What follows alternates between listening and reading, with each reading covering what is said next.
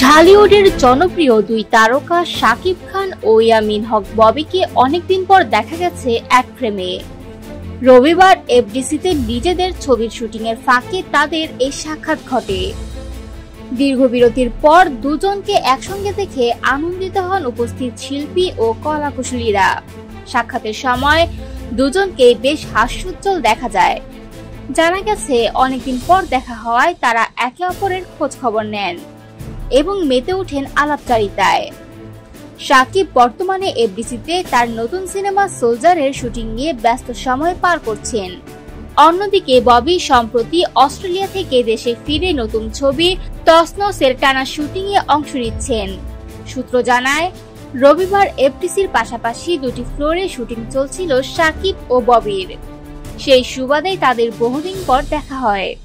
আলাপের সময় নিজেদের নতুন কাজের পাশাপাশি আলোচনা হয় ঢালিউড ইন্ডাস্ট্রির বর্তমান অবস্থা ও ভবিষ্যৎ পরিকল্পনা নিয়ে। তবে এই সাক্ষাৎকে কেন্দ্র করে দর্শক ও ভক্তদের মধ্যে নতুন জল্পনা তৈরি হয়েছে। ফের কি বড় পর্দায় একসঙ্গে দেখা যাবে শাকিব খান ও ববিকে? যদিও এখনো পর্যন্ত কেউই এ বিষয়ে আনুষ্ঠানিকভাবে কিছু জানাননি। উল্লেখ্য, ঢালিউডে শাকিব ববি জুটি একসময় ব্যাপক জনপ্রিয়তা অর্জন করেছিল। তারা একসঙ্গে অভিনয় করেছেন একাধিক সফল ছবিতে, যার মধ্যে full and final, hero the superstar, রাজত্ব, রাজাবাবু ও নোলক বিশেষভাবে উল্লেখযোগ্য।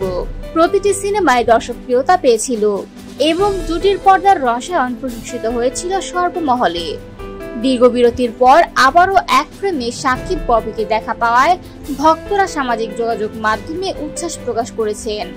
অনেকে আশা করছেন এই পুনর্মিলন হয়তো ঢালিউডের জনপ্রিয় এই জুটির নতুন যাত্রার ইঙ্গিত বহন করছে।